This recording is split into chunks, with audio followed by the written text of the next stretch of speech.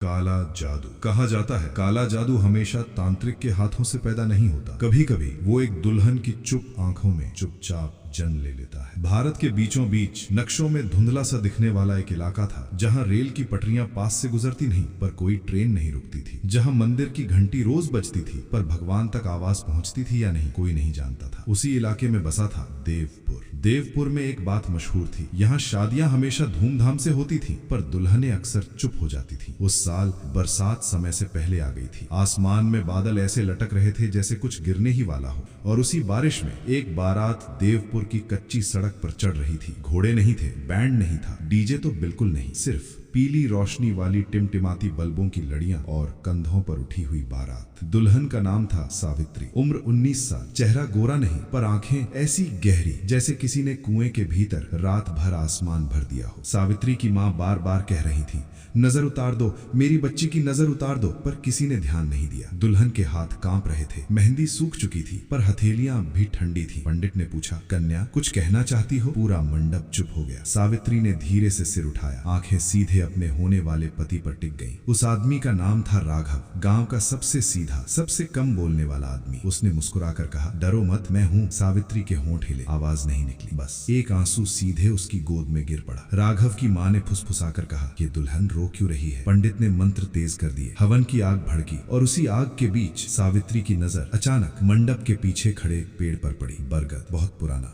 उसकी जड़ों में कुछ काला सा हिलता हुआ दिखा। सावित्री की सांस अटक गई। माँ, उसके मुंह से बस यही निकला। किसी ने सुना नहीं। फेरे पूरे हुए, सिंदूर भरा गया, कन्यादान हो गया। सावित्री अब राघव की पत्नी थी, पर जिस पल राघव ने उसका हाथ पकड़ा, उस पल उसके कान में एक आवाज फुसफुसाई, अब तू मेरी है। सावित्री ने झटके से हाथ खींच लिया। क्या हुआ? राघव ने पूछा। वो मुस्कुराई, बहुत हल्की मुस्कान, कुछ नहीं, पर उसकी आंखें झूठ नहीं बोल पा रही थी। उस रात जब कमरे में दिया बुझा तो सावित्री ने महसूस किया कि कोई छत से उल्टा लटक कर उसे देख रहा है। उसने आंखें बंद कर ली, पर अंधेरे में एक और आवाज गूंजी, सिंदूर सिर्फ शादी का नहीं होता, कभी कभी वो बंधन होता है। सावित्री की चीख उसके ही गले में दब गई और देवपुर की धरती ने एक और दुल्हन का डर अपने भीतर दफना लिया। ये तो बस शुरुआत थी, कहानी अभी खुलनी बाकी है। सावित्री की आंख खुली तो सुबह नहीं थी, कमरे में वही रात थी, गाढ़ी, भारी, सांस रोक देने वाली। दिया बुझ चुका था पर अंधेरा पूरा नहीं था। दीवार पर किसी के बालों की परछाई हिल रही थी। सावित्री ने उठने की कोशिश की, शरीर हिला पर गर्दन जैसे किसी ने पकड़ रखी हो। राघव, उसने फुसफुसाया। कोई जवाब नहीं। चारपाई के नीचे कुछ सरका, लकड़ी की चरमराहट। सावित्री की सांस तेज हो गई। राघव, इस बार आवाज निकली पर वो उसकी अपनी नहीं लगी। चारपाई के नीचे से एक औरत का चेहरा बाहर आया, उल्टे लटकते बाल, नाक लगभग गायब, आंखें सफेद नहीं, काली भी नहीं, खाली। तीसरी रात से पहले उस औरत ने कहा, अभी मैं बस देखने आई हूँ। सावित्री ने आंखें बंद कर ली। जब खोली तो सुबह थी, धूप खिड़की से आ रही थी, पक्षी चहचहा रहे थे और राघव सामने बैठा जूते बांध रहा था। अरे तुम रो रही थी रात में? उसने लापरवाही से कहा। मैंने सोचा नई जगह है, डर गई होगी। सावित्री ने कुछ नहीं कहा। वो चारपाई से उतरी, पांव जमीन पर रखते ही उसने महसूस किया मिट्टी ठंडी नहीं थी, जली हुई थी, जैसे किसी ने रात भर आग दबी रखी हो। सास की आवाज आई, बहू नहाकर पूजा में बैठ जाना। पूजा। सावित्री के कान बजने लगे। घर का मंदिर छोटा था पर दीवारें बहुत मोटी, मूर्ति काली थी, देवी की नहीं कुछ और। ये कौन सी माता है? सावित्री ने धीरे से पूछा। सास ने घूर कर देखा। पूछने की जरूरत नहीं, जो घर में विराजे हों उनके नाम नहीं पूछे जाते। पूजा शुरू हुई, घंटी बजी। पहली बार घंटी की आवाज देवपुर में साफ सुनाई दी और उसी पल सावित्री को लगा कि किसी ने उसके पेट के भीतर कुछ घुमा दिया। उसकी हथेली से फूल गिर गया। ध्यान कहाँ है? सास ने डांटा। सावित्री झुकी और मूर्ति की आंखों में देखा। मूर्ति उसे देखकर मुस्कुरा रही थी। नहीं, वो मुस्कान नहीं थी, दांत। माँ, सावित्री के मुंह से निकला। पूजा खत्म होते ही घर की बूढ़ी नौकरानी उसके पास आई। नाम था धनी, बहुत पुरानी, बहुत कम बोलने वाली। उसने सावित्री का हाथ पकड़ लिया। तुम्हारी माँ जिंदा है? धनी ने पूछा। हाँ। धनी ने राहत की सांस ली। तो अभी समय है। किस बात का? सावित्री ने पूछा। धनी ने चारों तरफ देखा, फिर कान के पास मुंह लाकर बोली, इस घर में दुल्हनें आती हैं, बच्चे नहीं पैदा करती। सावित्री सिहर गई। और जो पैदा करती हैं? धनी की आवाज कांप गई। वो बच्चे मनुष्य नहीं रहते। सावित्री का गला सूख गया। तुम्हें तीसरी रात से पहले सच्चाई जान लेनी होगी, धनी ने कहा, वरना ये घर तुम्हें खा जाएगा। क्या सच्चाई? धनी ने जवाब नहीं दिया। उसने बस आंगन के उस कोने की तरफ देखा जहां बरगद की जड़ दीवार फाड़कर घर के भीतर आ चुकी थी। उस रात राघव देर से लौटा, आंखें लाल थीं, कपड़े गीले। कहाँ थे? सावित्री ने पूछा। खेतों में, वो बोला। मिट्टी संभालनी पड़ती है। किसकी मिट्टी? राघव ने पहली बार उसे अजीब नजर से देखा। तुम ज्यादा सवाल पूछने लगी हो। रात गहरी हुई, सावित्री को नींद नहीं आई। तीसरी तीसरी रात नजदीक थी और उसे याद था बूढ़ी औरत की चेतावनी। आधी रात किसी ने दरवाजा खटखटाया। ठक ठक ठक। कौन? सावित्री ने पूछा। दरवाजे के उस पार राघव की आवाज आई। दरवाजा खोलो। उसने खोल दिया, पर बाहर राघव नहीं था। आईना रखा था, पुराना, फटा हुआ, धब्बों से भरा, और उसमें सावित्री का चेहरा नहीं था, बल्कि एक और दुल्हन, जिसके गले पर सिंदूर से लिखा था, अब तेरी बारी है। सावित्री चीखी और देवपुर की रात एक बार फिर मुस्कुरा उठी। सावित्री चीखते चीखते जागी, पर आवाज कमरे में नहीं गूंजी, जैसे किसी ने उसकी चीख हवा से पहले ही निगल ली हो। वो पसीने से भीगी हुई थी। आईना जमीन पर पड़ा था, टूटा नहीं था, पर उसमें अब कुछ भी नहीं दिख रहा था, ना चेहरा, ना परछाई, सिर्फ धुंध। ये सपना था, उसने खुद से कहा, पर उसकी उंगलियां कांप रही थी। दरवाजा खुला, राघव अंदर आया। किससे बात कर रही थी? उसने पूछा। किसी से नहीं, सावित्री ने जल्दी से कहा। राघव कुछ पल उसे देखता रहा, फिर बोला, आज तुम्हें खेत चलना है। खेत? सावित्री चौंकी। हाँ। उसकी आवाज सपाट थी। हर नई बहू जाती है। क्यों? राघव मुस्कुराया, पर आंखें नहीं मुस्कुराई, क्योंकि जमीन को पहचानना होता है। सावित्री को वो शब्द अजीब लगा, पहचानना या मानना। दोपहर तक वो खेत पहुंचे। चारों तरफ सूखी जमीन, पर हवा में नमी थी। मिट्टी काली नहीं थी, लाल भी नहीं, कुछ और थी। सावित्री ने जैसे ही नंगे पांव मिट्टी छुई, उसके दिमाग में एक तस्वीर फटी। एक और दुल्हन इसी खेत में, बाल खुले, मुंह पर सिंदूर नहीं, खून। हटो! सावित्री चिल्लाई। वो जमीन पर गिर पड़ी। राघव दौड़ कर आया। क्या देखा? उसने फुसफुसा कर पूछा। तुम्हें कैसे पता? मैंने कुछ देखा, सावित्री कांपती आवाज में बोली। राघव का चेहरा एक पल के लिए टूट गया, फिर बोला, सब देखती है। कौन सब? राघव ने जवाब नहीं दिया। उसने बस मिट्टी उठाई और सावित्री के माथे पर लगाई। अब तुम जुड़ चुकी हो, वो बोला। उस रात सावित्री को बुखार चढ़ गया। आंखें बंद करती तो आवाजें सुनाई देती, औरतों की, दुल्हनों की। हमने भी मना किया था, हम भी रोई थी, पर किसी ने नहीं सुना। सावित्री बड़बड़ाने लगी। सांस आई। उसके हाथ में नीम की टहनी थी। इसे बांधो, उसने राघव से कहा। अब? राघव घबरा गया। हाँ। सांस की आवाज सख्त थी। अब ये देखने लगी है। नीम की टहनी सावित्री के हाथ में रखते ही वो चीख पड़ी। जल रहा है। पर किसी को कुछ दिखाई नहीं दिया। आधी रात धनी चुपके से आई। उसने सावित्री के कान में कहा, अगर तुम सच जानना चाहती हो तो आज बरगद के नीचे आना। अगर मैं नहीं आई तो? सावित्री ने मुश्किल से पूछा। धनी ने उसकी आंखों में देखा। तो तीसरी रात तुम आईना नहीं देखोगी, आईना तुम्हें देखेगा। बरगद के नीचे अंधेरा था, पर हवा नहीं थी। धनी ने जमीन खोदी थोड़ी सी और एक चीज निकाली। लाल चूड़ा, टूटा हुआ। ये मेरी बेटी का है। धनी की आवाज भर्रा गई। वो भी दुल्हन थी। सावित्री का दिल डूब गया। इन्होंने क्या किया उसके साथ? धनी ने सिर हिलाया। कुछ नहीं, वो बोली, बस उसे दे दिया। किसे? बरगद की जड़ हिलने लगी और उसी जड़ से एक आवाज आई, जिसने तुम्हें बुलाया है। सावित्री पीछे हटी। मैंने कुछ नहीं किया, वो चिल्लाई। आवाज हंसी। अभी नहीं, पर करोगी। बरगद की छाया धीरे धीरे सावित्री के शरीर पर चढ़ने लगी।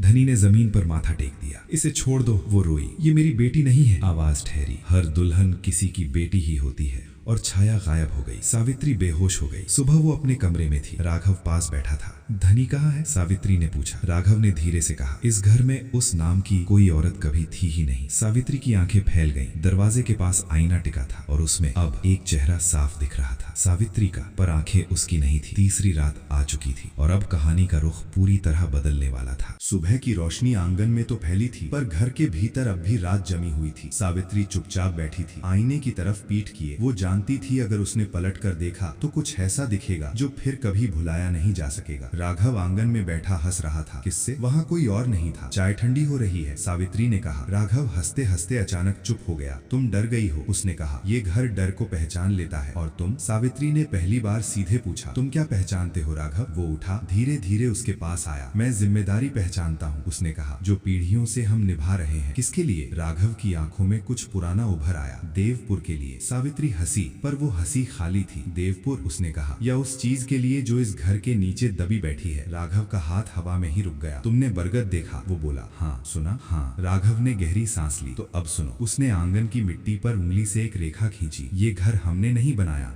वो बोला। ये घर उसके ऊपर खड़ा है। किसके? जिसे तुम काला जादू कहती हो, राघव ने कहा। हम उसे रक्षा कहते हैं। सावित्री का दिल जोर से धड़का। किससे रक्षा? राघव ने उसकी आंखों में देखा। गांव से, उसने कहा। बाकी दुनिया से। और दुल्हने? सावित्री की आवाज कांप गई। उनका क्या? राघव कुछ पल चुप रहा, फिर बोला, हर चीज की कीमत होती है। सावित्री उठ खड़ी हुई। तुम इंसान हो या सौदा? राघव मुस्कुराया। मैं वो हूँ जो इस सौदे में पैदा हुआ है। सावित्री पीछे हटने लगी। तुम जानते थे, उसने कहा, मेरे साथ क्या होने वाला है? नहीं। राघव राघव ने धीरे से कहा, मुझे बस इतना पता था कि इस बार दुल्हन अलग होगी। क्यों? क्योंकि पहली बार उसने तुम्हें चुना है। आंगन में हवा चली, बरगद की जड़ हल्की सी हिली, सावित्री के कान में वही फुसफुसाहट, तू मेरी है। उसका सिर घूमने लगा। मैंने किसी से वादा नहीं किया, सावित्री ने दांत भींचे, पर खून ने किया है। राघव बोला, कौन सा खून? राघव ने उसके माथे का सिंदूर उंगली से छुआ। तुम्हारी माँ का। सावित्री सन्न रह गई। तुम झूठ बोल रहे हो। नहीं, राघव बोला, तुम्हारी माँ भी देवपुर आई थी। सावित्री की सांस अटक गई। मेरी माँ तो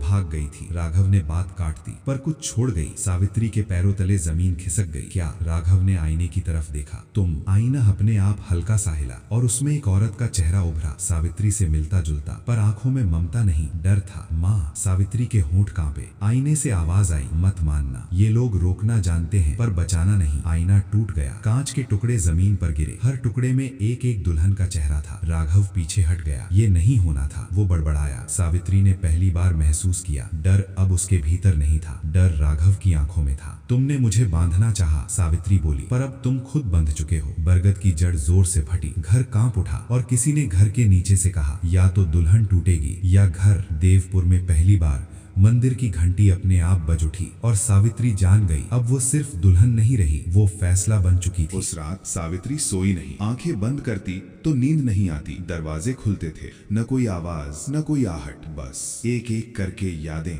कमरे में घुसाती थीं। वो अपने कमरे में बैठी थी और सामने एक और औरत बैठी थी, उसी उम्र की जितनी सावित्री अब थी। साड़ी पुरानी थी, पाँव में चप्पल नहीं, माथे पर सिंदूर डर के पसीने से फैला हुआ। तुम कौन हो? सावित्री ने पूछा। औरत ने सिर उठाया। मैं वही हूँ जो तू बन सकती थी। सावित्री का दिल बैठ गया। माँ? औरत मुस्कुराई, कमजोर सी मुस्कान। यहाँ कोई माँ नहीं होती, उसने कहा, यहाँ सिर्फ दुल्हनें होती हैं। कमरे की दीवारें धीरे धीरे मिट्टी की बनने लगी। लकड़ी की छत जड़ में बदल गई। ये जगह? सावित्री ने कहा। देवपुर, औरत बोली। जब ये सिर्फ एक कुआं था, दृश्य बदल गया। अब सामने खुला मैदान था, बीच में एक गहरा कुआं, उसके चारों तरफ गांव के लोग खड़े थे, डरे हुए नहीं, आत्मसमर्पित। कभी ये चीज सोती थी, औरत बोली। फिर किसी ने इसे जगाया। किसने? एक माँ ने, औरत ने कहा, जो अपनी बेटी को मरते नहीं देख सकती थी। सावित्री ने कांपते हुए पूछा, वो माँ? मैं? नहीं, औरत बोली, वो मैं थी। सावित्री की सांस रुक गई। दृश्य में एक छोटी बच्ची थी, बुखार में तपती हुई, और उसके पास घुटनों पर बैठी वही औरत। ले जा मुझे, औरत रो रही थी, मेरी बेटी को छोड़ दे। कुएं से आवाज आई, सबका कुछ लेना पड़ता है।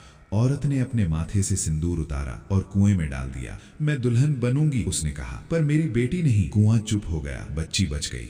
और फिर सावित्री की आवाज टूट गई, औरत की आंखें भीग गईं। फिर बेटी बड़ी हुई, वो बोली, और वही भूल गई जो मैंने किया था। दृश्य फिर बदला। अब एक और लड़की थी, नवविवाहिता, उसका हाथ पकड़कर देवपुर लाया जा रहा था। मैंने रोका, औरत बोली, पर खून बुलाता है। वो लड़की? सावित्री फुसफुसाई। तू है, औरत ने कहा, मेरी बेटी। कमरा फिर से जैसा था वैसा हो गया। औरत अब सामने खड़ी थी। मैं भाग गई थी, उसने कहा, पर तू लौट आई। तो तुमने मुझे क्यों नहीं बताया? सावित्री रो पड़ी। औरत ने उसके गाल छुए। क्योंकि अगर तू जानती, वो बोली, तो तू देवपुर को कभी चुनती नहीं। और अब औरत ने धीमे से कहा, या तो तू मेरा अधूरा सौदा पूरा करेगी या इस जगह को खत्म करेगी। और मैं मरी तो? औरत ने उसकी आंखों में देखा। तो पहली बार कोई दुल्हन खुद के लिए मरेगी। कमरे की दीवार पर दरार पड़ी, बरगद की जड़ फिर हिली और कुएं की वही आवाज दोबारा गूंजी, तीसरी रात खत्म हो रही है। औरत धीरे धीरे धुंध बनकर गायब हो गई। दरवाजे के बाहर राघव खड़ा था, उसकी आवाज कांप रही थी। तुम्हें सब याद आ गया है ना? सावित्री ने दरवाजा खोला। हाँ, वो बोली, और अब चुनाव मेरा है। राघव घुटनों पर बैठ गया। अगर तुमने उसे तोड़ा तो देवपुर आजाद होगा। सावित्री ने बात पूरी की और पहली बार उसके चेहरे पर डर नहीं था, सिर्फ तैयारी थी। रात धीरे धीरे अंत की तरफ बढ़ रही थी और देवपुर अपना सबसे बड़ा फैसला सुनने वाला था। इस बार कर्म होगा, जो किया जाएगा उसका रास्ता वापस नहीं होगा। सावित्री ने दरवाजा बंद किया। अंदर से राघव बाहर रह गया। उसने पहली बार किसी दुल्हन को घर के भीतर से खुद को अलग करते देखा। आंगन में बरगद की जड़ें जमीन से ऊपर आ चुकी थीं, जैसे किसी ने घर की नींव को अंदर से धक्का दिया हो। सावित्री ने आईने के टूटे टुकड़े एक एक करके इकट्ठे किए। हर टुकड़े में कोई न कोई चेहरा था। कोई रो रहा था, कोई चिल्ला रहा था, कोई हंस रहा था, बहुत डरावनी हंसी। चुप, सावित्री ने कहा, और सच में आईना चुप हो गया। वो रसोई में गई। वहां मिट्टी के घड़े के नीचे एक छोटा सा दरवाजा था। जिसे हर बहू नजरअंदाज करती आई थी। सावित्री ने पहली बार उसे खोला। नीचे सीढ़ियां थीं, सीधी नहीं, घूमती हुई, जैसे जमीन के पेट में घुसती जा रही हूँ। ऊपर से राघव की आवाज आई, मत जाओ, जो नीचे है वो सिर्फ लेता है। सावित्री रुकी नहीं। नीचे हवा नहीं थी, पर सांस अपने आप चल रही थी। दीवारों पर नाखूनों के निशान थे। किसके? दुल्हनों के। हर मोड़ पर किसी ने कुछ लिखा था, नाम नहीं, सिर्फ तारीखें, शादी की तारीखें। आखिरी तारीख 3 दिन पहले की थी। धनी। सावित्री समझ गई, वो कभी बूढ़ी नहीं थी, वो बस यहाँ फंसी हुई थी। सीढ़ियां खत्म हुई। नीचे एक गोल कमरा था, बीच में वही कुआं, पर अब वो पत्थर का नहीं था, वो सांस ले रहा था। तू आ गई, कुएं से आवाज आई। मैं जानता था। सावित्री आगे बढ़ी। मैं सौदा करने नहीं आई, वो बोली। कुआं हंसा।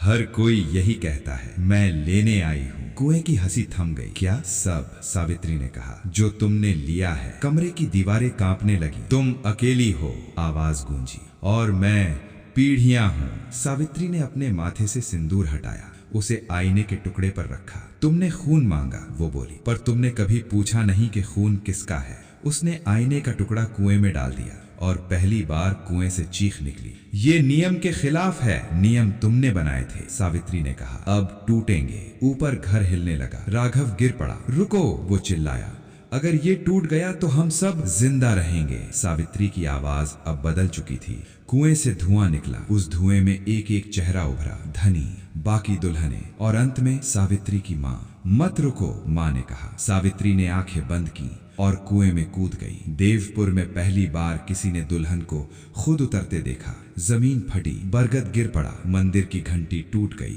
और सुबह जब लोग जागे तो देवपुर अब भी था, पर कुआं नहीं था, घर नहीं था। और उस जगह जहां सदियों से शादियां डर में होती थीं, वहां एक खाली मैदान था। राघव जमीन पर बैठा था, आंखों में खालीपन, और दूर सड़क पर एक औरत धीरे धीरे चल रही थी। बाल खुले, माथे पर सिंदूर नहीं, लेकिन आंखों में आज कोई डर नहीं था। सुबह देवपुर में अलग तरह की थी। कोई घंटी नहीं बजी, कोई मंत्र नहीं गूंजा, कोई डर नींद से पहले नहीं उठा। लोग घरों से बाहर निकले तो उन्हें सबसे पहले खामोशी अजीब लगी। वो खामोशी जो डर से नहीं, थकान के बाद आती है। जहाँ कभी राघव का घर था, जहाँ बरगद की जड़ें दीवारों में सांस लेती थी, जहाँ कुआं पीढ़ियों को पीता रहा, वहाँ सिर्फ खुली जमीन थी। न गड्ढा, न राख, न कोई निशान, जैसे कुछ था ही नहीं। लेकिन देवपुर जानता था, कुछ बहुत बड़ा खत्म हुआ है। राघव 3 दिन तक वहीं बैठा रहा, न खाया न बोला। गांव वालों ने पूछा, बहू कहाँ गई? राघव ने जवाब नहीं दिया। चौथे दिन वो मंदिर गया, जिस मंदिर में अब मूर्ति काली नहीं थी, पत्थर वही था, पर उस पर अब कोई छाया नहीं थी। पंडित ने कांपती आवाज में कहा, आज पहली बार मूर्ति हल्की लग रही है। राघव जमीन पर बैठ गया। हमने इसे भगवान कहा, वो बुदबुदाया, पर ये तो हमारा डर था। उस रात देवपुर में एक सपना सबने देखा। हर आदमी, हर औरत, हर बच्चा। सपने में एक औरत कुएं से बाहर आ रही थी, गीली नहीं, डरी नहीं। उसके पीछे औरतें थीं, बहुत सारी दुल्हनें। सबकी आंखों में एक ही बात थी, मुक्ति। सुबह एक औरत देवपुर से बाहर निकल रही थी। कोई नहीं जानता वो कब आई, कहाँ रही। बाल खुले थे, कदम स्थिर। किसी ने पूछा, बहन कहाँ जाओगी? उसने पलट कर देखा, जहाँ अब किसी को दुल्हन बनकर मरना न पड़े, और वो चली गई। साल बीते। देवपुर में शादियां फिर हुई, डर के बिना, चुप्पी के बिना। बरगद नहीं उगा, कुआं नहीं बना, और सबसे अजीब बात, किसी दुल्हन ने कभी आईना देखकर पीठ नहीं फेरी। कई साल बाद